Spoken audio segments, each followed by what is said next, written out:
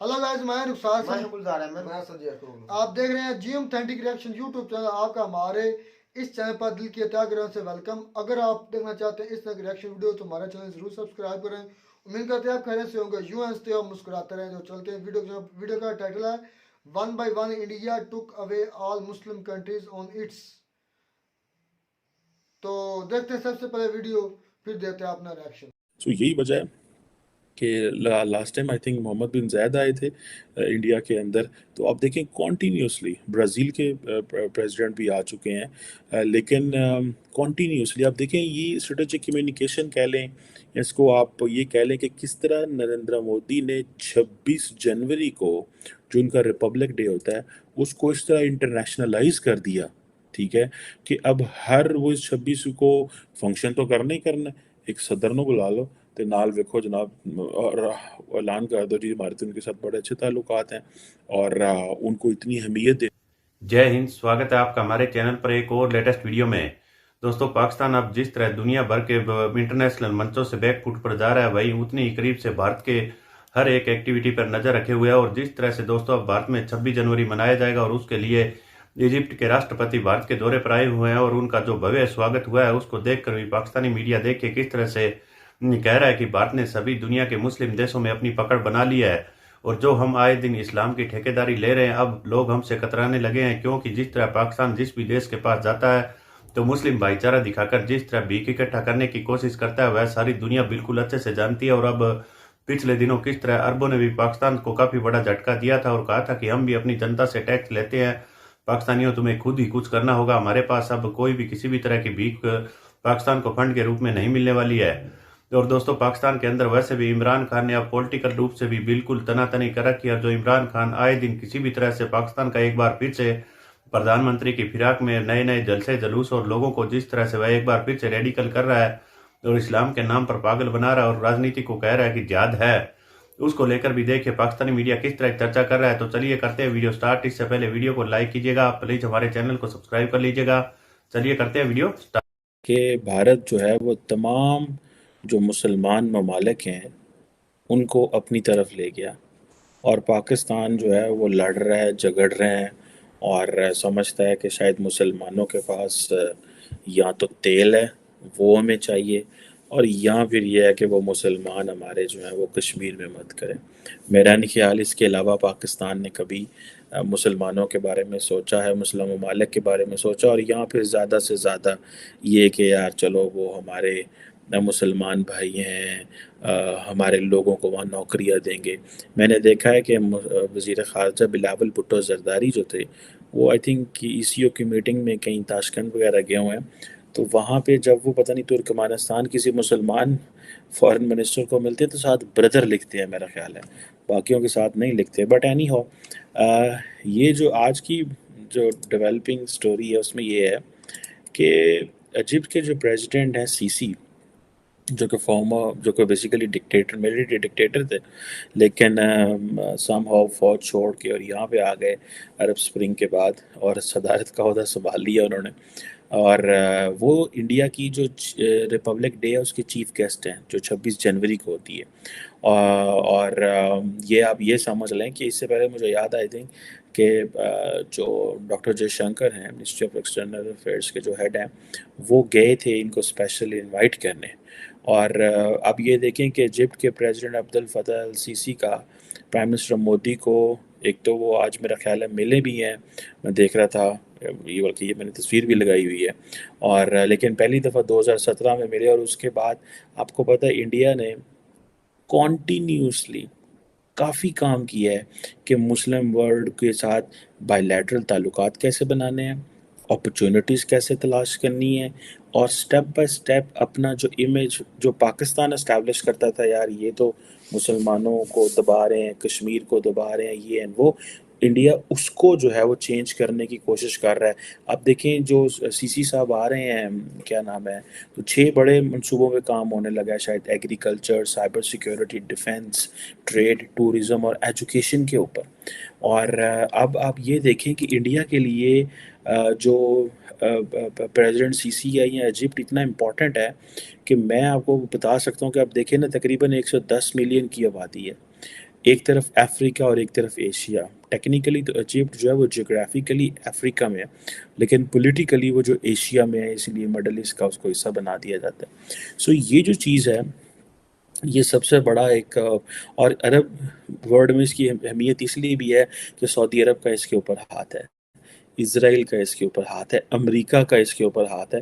सो यही वजह है कि last time I think Mohammed bin Zayed आए थे इंडिया के अंदर, तो आप देखें कॉन्टीन्यूसली ब्राज़ील के प्रेसिडेंट भी आ चुके हैं, लेकिन कॉन्टीन्यूसली आप देखें ये स्ट्रेटेजिक कम्युनिकेशन कह लें, या इसको आप ये कह लें कि किस तरह नरेंद्र मोदी ने 26 जनवरी को जो उनका रिपब्लिक डे होता है उसको इस तरह इंटरनेशनलाइज कर दिया, ठीक है, कि अब हर वो 26 को फंक्शन तो करना ही करना है, एक सदर को बुला लो तो नाल वेखो जनाब और ऐलान कर दो जी हमारे तो उनके साथ बड़े अच्छे ताल्लुकात हैं, और उनको इतनी अहमियत दे दो, और वो जो सदर है वो कार जाके पूरी दसदा रहेगा और उनका मीडिया बताता रहेगा जी हमारा सदर वज़ीर आज़म उनका जो है वो क्या नाम है उसका नेशनल रिपब्लिक डे पे था। अब पाकिस्तान ने भी इसको कॉपी करने की कोशिश की, मुझे मेरा ख्याल है हम तो जो कॉपी करने की कोशिश की तो हमने बुला लिया जो क्या नाम है उनका मलेशिया के जो वज़ीर आज़म थे महातीर मोहम्मद, हमने उनको बुला लिया। खैर एनी हाउ, अब ये देखें कि ये जो 110 मिलियन का मुल्क है, अफ्रीका और एशिया दोनों में इम्पॉर्टेंट है, सऊदी अरब अमेरिका और इसराइल के ऊपर हाथ है, इसके ऊपर हाथ है, और इंडिया को पता है कि ये मुल्क जो है उसकी क्या वैल्यू है, और अब इंडिया के जिस तरह के अमेरिका इसराइल और सऊदी अरब के साथ ताल्लुकात हैं, यू कैन बेटर अंडरस्टैंड कि क्या चीज़ है। अब ये भी कहा जाता है कि इंडिया जो है उसने जो जो कोल्ड वॉर के दौरान 60s में जो इनके ताल्लुकात जो थे कि इतने अच्छे ताल्लुकात थे कि इंडिया ने जो है वो छुपके से जो आर्म्स शिपमेंट भेजी थी स्विस क्राइसिस के दौरान 1956 में, और ये this is what it has been reported, and और इनका आपस में जो है वो न्यूक्लियर कोऑपरेशन भी है, जॉइंट फाइटर प्रोजेक्ट भी है जो कि 1960s का है, और जो क्या नाम है महात्मा गांधी एंड टैगोर साहब जो थे और वो basically they were very well known in Arab world and particularly in Egypt, और अब ये जो है वो जिसे आप ये कह लें कि इससे पहले भी क्योंकि नॉन अलाइन मूवमेंट की वजह से इंडिया ने अपना वो जो एक रखा तो है ताल्लुक,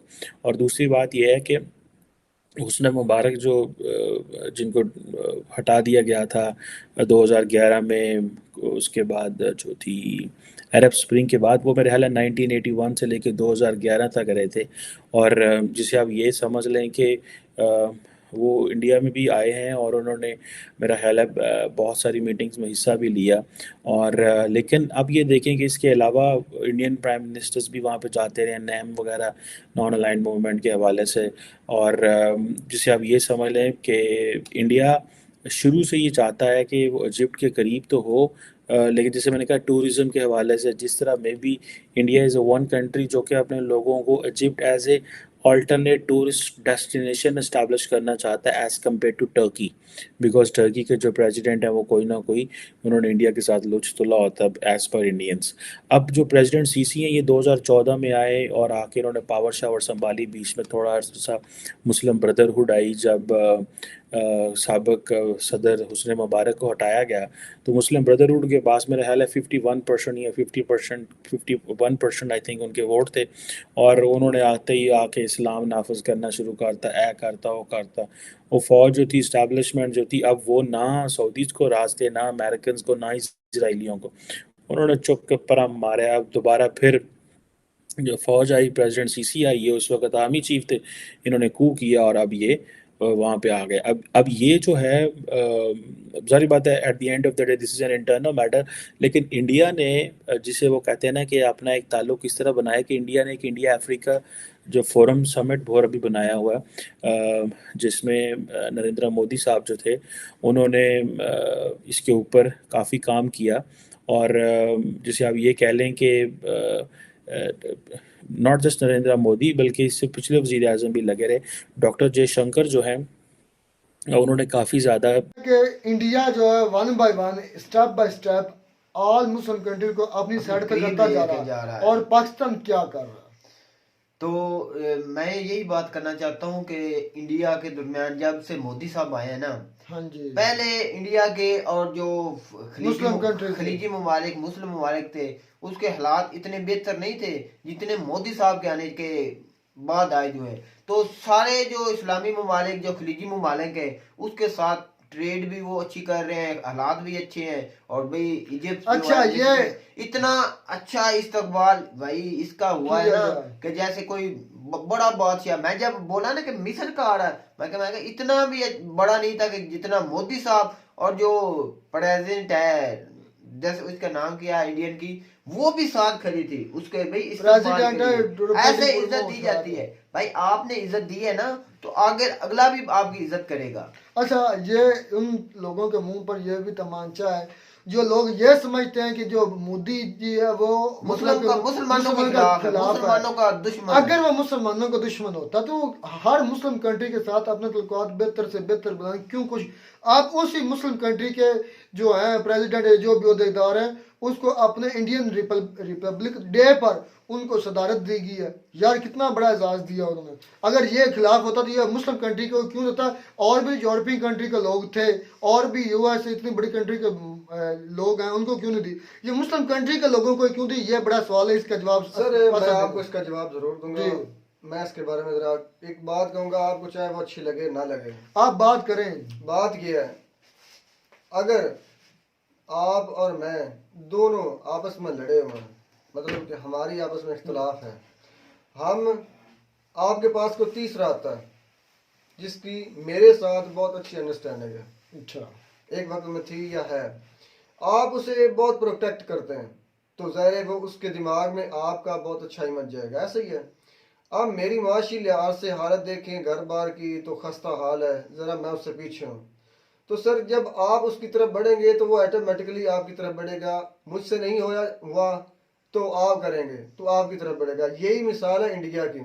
इंडिया तरक्की कर रहा है, उसके पास पैसा, उसके पास वसाइल है, तो वो भाई इन मुल्कों को अपनी तरफ खींच रहा है। बात सिर्फ इतनी सी है, इसमें कोई इतनी लंबी चौड़ी बात मतलब आपका कहने का मतलब है कि ये जो इंटरनेशनल रिलेशन होते हाँ हैं जी। ये कोई भी इमोशनल नहीं होते। हाँ जी। ये या ना कि ये फिक्स होते हैं। हाँ जी। जिसके पास जितना पैसा होता है उसको उतने लोग ज्यादा हाँ जी। मार्केटिंग मिलती है, लोग मिलते हैं, बड़े तिजारत से होती बड़ी है, तिजारत होती है। एक सीधी तो बात आप है। इस चीज को तस्लीम करता है कि दुनिया अब इंडिया के साथ तिजारत कर रही है, चाहे वो मुस्लिम कंट्रीज हो चाहे वो, इसका मतलब आप ये भी बात तस्लीम करते हैं कि दुनिया में कोई मुस्लिम नहीं, कोई नॉन मुस्लिम है, दुनिया में सिर्फ दो मुल्क हैं जो जो मेजर अमीर है साहब और है, गरीब या है। अमीर है तो या फिर गरीब है। सर, आप अमीर तो लोगों बात की को अमीर घुमा कर कहीं से कहीं लेकर चले जाते हैं। मैं- आपके तो बात करने का अंदाज ऐसे होता है कि जैसे आप बिल्कुल ऐसा ही कर रहे हैं और ऐसा ही है।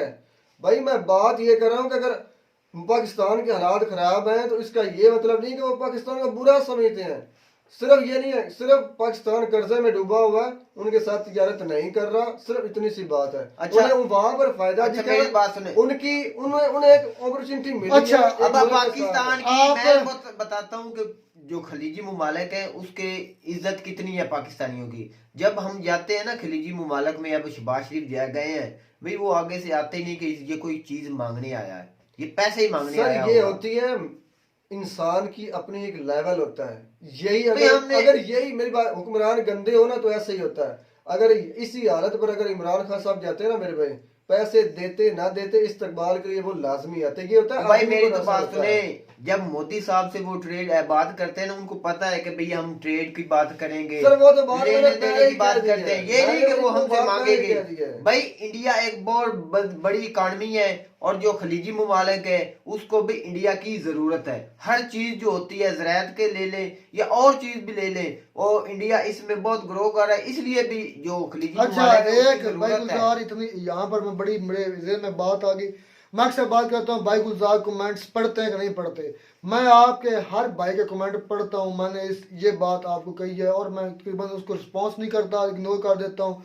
तो कुछ ऐसे कमेंट्स होते हैं जिसको रिस्पॉन्स करना हमारी ऑन द एयर वीडियो में मेरी जिम्मेदारी बनती है, तब जब आप मजहब पर हिट करते हैं। मैं जब आपके मजहब पर हम हिट ही नहीं करते तो मैं आपको उतनी भी रिक्वेस्ट की थी कि आप हमारे भी मजहब पर भाई हिट ना मैं किया भी करें। बात करता हूँ कि भाई प्लीज आप हम भाई मजहब किसी पर अच्छा मजहब को टच नहीं करना चाहिए। मेरा मैं हाथ जोड़ कर भी करता हूँ, जो भी अनासर हैं, जो भी लोग हमारे व्यूवर देखते हैं, भी वो सारे एक जैसे नहीं है। नहीं अच्छे हैं, मैं सब बहुत नहीं कर रहा। अच्छे हमारे व्यूवर हैं, लेकिन उनसे रिक्वेस्ट है भाई हम किसी के मजहब को टच नहीं नहीं करते। करते। तो बहस तो आती यार रहती है जब मजहब के मेरी बात दरमियान, सुनो हम भाई, बहस भाई करते हैं, गुलजार, हम किसी के मजहब को टच नहीं करते। भाई गुलजार बात प्लीज सुनो, ओए भाई गुलजार बात सुनो, हमारा मकसद ये होता है कि उसको पॉइंट आउट करना है कि ये जो मजहब के नाम पर लड़ाई है, झगड़ा, नफरत फैलाई गई है, उसको कम किया जाए। मकसद ये भी मेरा होता है बात करने का। उसको मैं नाम अब नहीं लेता हूँ, शायद एक बार तो किसी मर्तबा में नाम नहीं लिया, नाम लेने लेकिन मैं जब जिसको मैं कह रहा हूँ उसको समझ आ गई होगी।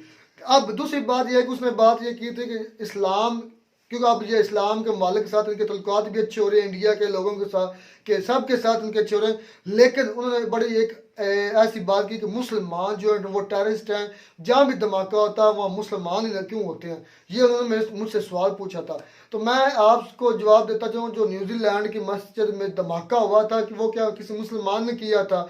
जो इराक में बम धमाके करवाए जा रहे हैं, क्या वो मुसलमान कर रहे हैं? आप सबको पता है, आप पूरी इंडिया, पूरी वर्ल्ड को पता है, इजराइल नाम का कोई देश ही नहीं था। वो जो इजराइल ने जमीन पर कब्जा करके फलस्तीन का हक खुरादियत छीना हुआ है, आप सबको पता है, क्या वो टेररिस्ट नहीं है?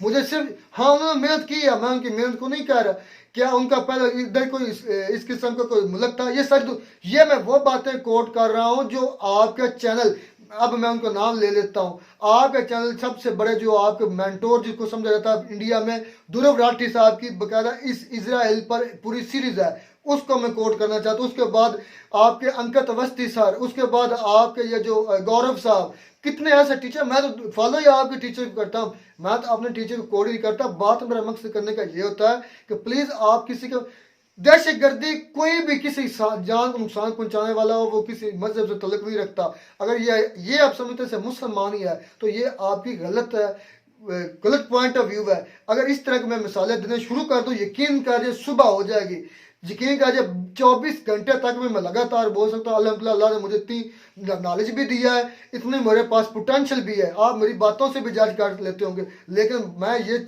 कहता हूँ कि ये जो मजहब के नाम पर आप नफरत लोगों के दिल में फैलाई गई है, प्लीज जितना आपको अपना मजहब अजीज है, उतनी मुझे आप मेरा हमारा मजहब अजीज है। हम मजहब पर इसके लिए बात ही नहीं करते, हम कोशिश करते हैं कि मजहब पर, हाँ पॉलिटिशियन के बारे में बात करते हैं, लेकिन ये जो इस तरह की मेरे पास हजारों करोड़ों मिसालें हैं। सिर्फ मुसलमान टेररिस्ट नहीं है, ये सिर्फ एक हम बदनाम हो गया। क्या आज से 800 साल, भाई गुलजार मैं बात कर, 800 साल इन जगहों पर, इस खित्ते पर हमारे मुसलमानों ने हुकूमतें की, क्या वो फिर टेररिस्ट थे? क्या उन्होंने उसके टेररिस्ट एक्टिविटीज की थी? ये ऐसे हिस्ट्रीज हैं जो मैं पढ़ता भी रहता हूँ, मुझे पता भी है, आपको भी मुझसे ज़्यादा पता होगा। मैं अब वो मिसालें कोट करता हूँ जो आपके अपने मेंटोर की होती हैं। जाकर ध्रुव राठी साहब की इजराइल पर जाकर वीडियो देखे, आपको सारा हकीकत पता चल, क्या फिर वो टेररिस्ट हैं जो वो ये कर रहे हैं?